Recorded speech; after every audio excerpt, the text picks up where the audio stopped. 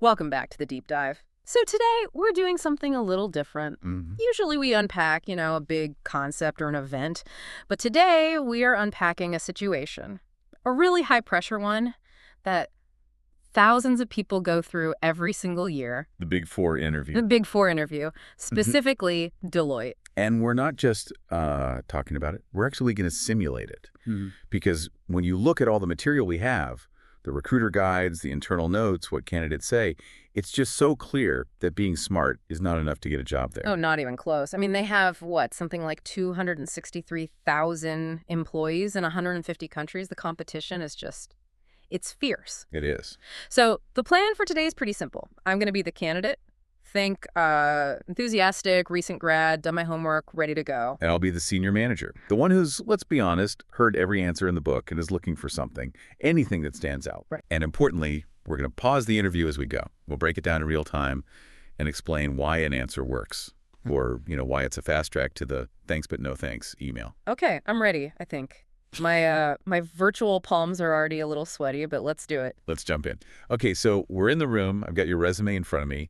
The first move is always the classic icebreaker. Okay. I'll look up from the paper and say, it's great to meet you. I've reviewed your resume, but I'd love to hear it in your own words. So tell me a little about yourself. Absolutely. And thank you again for the opportunity. I've always been someone that really loves operating at that intersection of, data and storytelling. I started out with an internship at a small tech startup where I was basically thrown into the deep end of digital marketing. It was chaotic, but I found I really loved it. And I realized that while the creative side was fun, I was actually most effective when I was digging into the analytics to figure out why something worked. That experience led me to lead a student consulting project in my final year, where we helped a local nonprofit streamline their operations using those same data principles. And well, that was the spark. I realized I wanted to solve complex problems on a much larger scale. And honestly, that's what brought me here to Deloitte today. Okay, let's pause right there. That was good. You managed to avoid what I call the biodump trap. The biodump. Yeah, it's where about, I'd say, 80% of candidates fail right out of the gate. They just list their entire life story. I did feel like I was maybe rushing a bit, but I wanted to make it concise. No, the urgency was good. A recruiter does not want your autobiography. You used what's called a Velcro hook. A Velcro hook. I like that. You started with the specific skill analytics and storytelling. That's the hook. Then every single thing you mentioned after that, you attached it back to that skill. So it's less about the timeline and more about the theme. Exactly. And you landed the plane perfectly. You ended with, and that's what brought me to Deloitte today. Yeah. You handed me the conclusion. You didn't make me do the work to connect the dots. Okay, good to know. So pitch landed.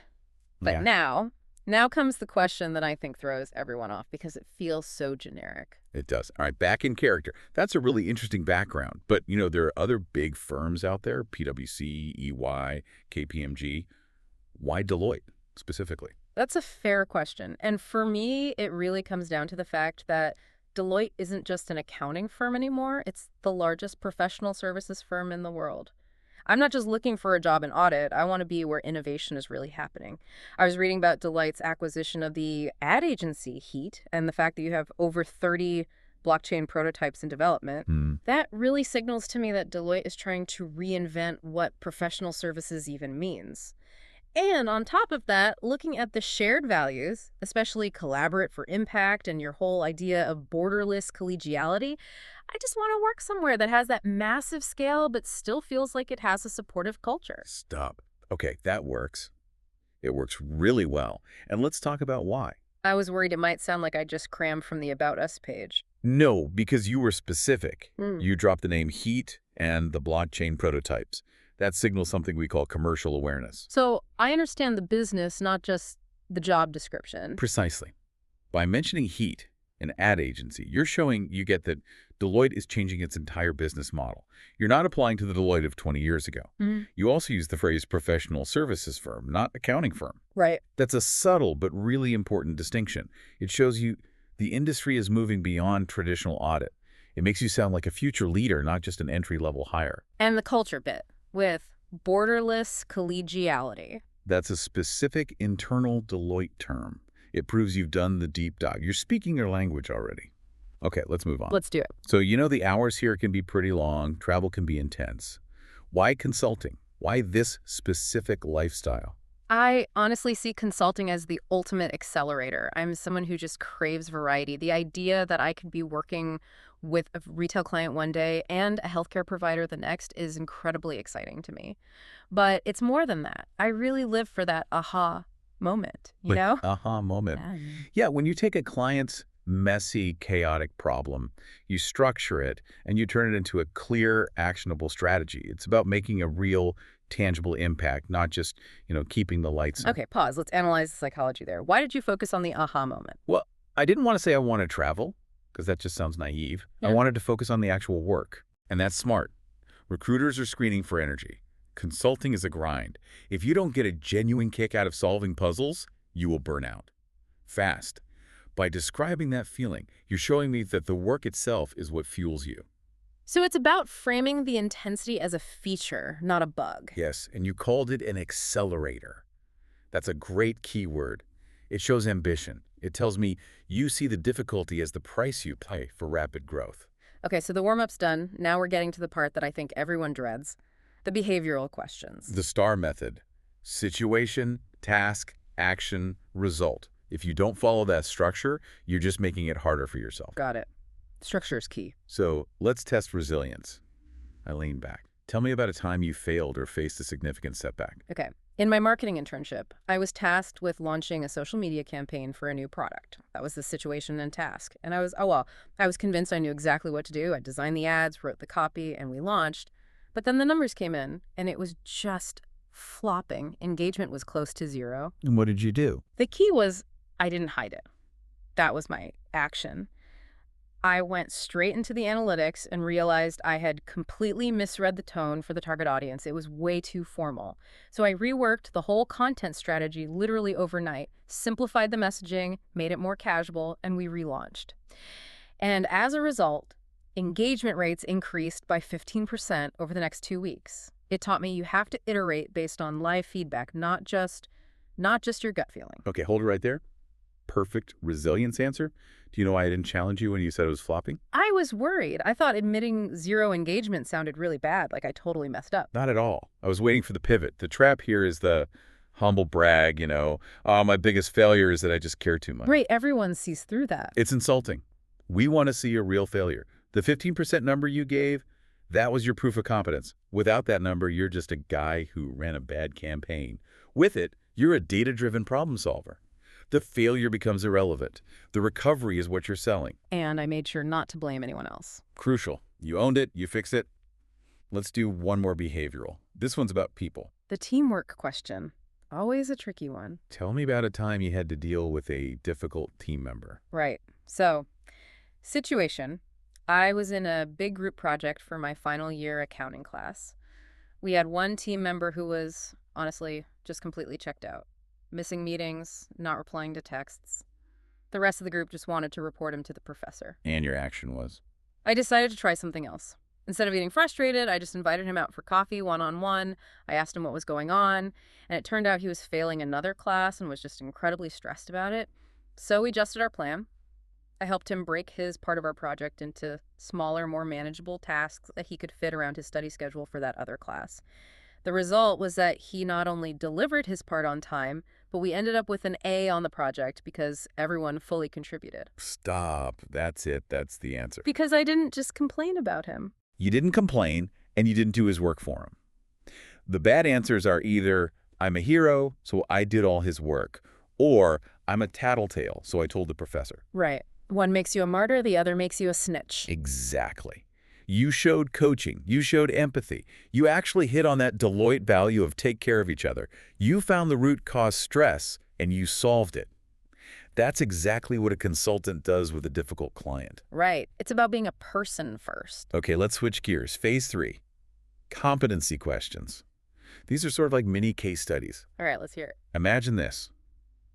You have a client who is really resistant to a new cloud-based solution you're proposing. You know the data says it will save them money and make them more efficient, but they're old school. They don't want to change. How do you handle it? Okay. Well, step 1 is empathy. I wouldn't just walk in with a spreadsheet and tell them they're wrong. I'd have to start by acknowledging that change is hard and their hesitation is totally valid. Then for step 2, I'd rely on evidence, not my own opinion. I'd bring in case studies of similar companies in their industry who made the switch and saw success. And I think for step 3, I'd build a narrative around the risk of not changing. I'd show them that while the cloud might feel risky, the real danger is falling behind their competitors. It's about guiding them, not pushing them. Perfect. Let's analyze. You just demonstrated the core consultant mindset. Influence over authority. It's about leading them to the conclusion themselves. Exactly. You didn't say, I'd tell them to listen to me because I'm the expert. You focused on collaboration and evidence. The trap is thinking you know better than the client. The consultant's job is to help the client see the future for themselves. So it's less about the spreadsheets and more about the psychology. It's 90% people management. The spreadsheets are just your backup. If the client doesn't trust you, the best data in the world doesn't matter. Wow. Okay, so we've done the warm-up, behavioral competency. Yeah. Now, the tables turn. The reverse interview. That's right. The interview's winding down. I close my notebook. Well, that's all the questions I have for you. Do you have any questions for me? And this is my moment to prove I'm really interested. I can't say, no, I'm good. Never. Yeah. That just screams lack of curiosity. Okay, here's my first one. Yes, I do. I was reading about the World Class Initiative, and I know Deloitte has a goal to reach 50 million people through education. I'm really curious, for a junior consultant just starting out, what are the actual opportunities to get involved with that? Is that something I could do in my first year? Good question. Another. Yes. With over 263,000 employees, the scale of Deloitte is just massive. I've heard about the culture of borderless collegiality, and I was wondering if you could tell me how the firm actually maintains that close-knit feel when the organization is so huge. How does a junior consultant not just get lost? Okay. Scene. Those are great questions. And here's the secret sauce. You asked about world-class and borderless collegiality, but you framed them around the junior consultant experience. So I'm not just asking what they do, I'm asking what I will do. Exactly. You're really asking, how do I build a career here? How do I network? How do I not become just another number? It forces me, the interviewer, to stop evaluating you and start mentoring you. It shifts the dynamic. It creates a connection. You're no longer just an applicant. You're a potential colleague asking for advice on how to succeed. Okay, so let's debrief this whole thing for the listener. If you're walking into that interview tomorrow, what are the absolute key takeaways? Takeaway number 1, and we can't say this enough, research is king. And I don't mean generic research. Right. It's not enough to know Deloitte does taxes. No. You need to know the revenue is around $40 billion. You need to know the names, know Punit Renjen, know Kathy Engelbert, know their backgrounds. If you can drop a specific detail, you instantly separate yourself from 90% of other candidates. It's the difference between I like your company and I understand your strategy. Exactly. If you can swap out Deloitte with KPMG in your answer and it still makes sense, your answer isn't specific enough. Okay. Takeaway number 2. The STAR method is non-negotiable. Specifically, the R, the result. Situation, task, action, result. If you tell me a story about a challenge and you don't end it with a number, a percentage, a grade, a solved conflict, you haven't actually answered the question. Consultants live and die by results. Your answers have to reflect that. And the action part has to be I, not we. Yes, we fixed it is weak. Huh. I proposed the new schedule, and I facilitated the meeting is strong.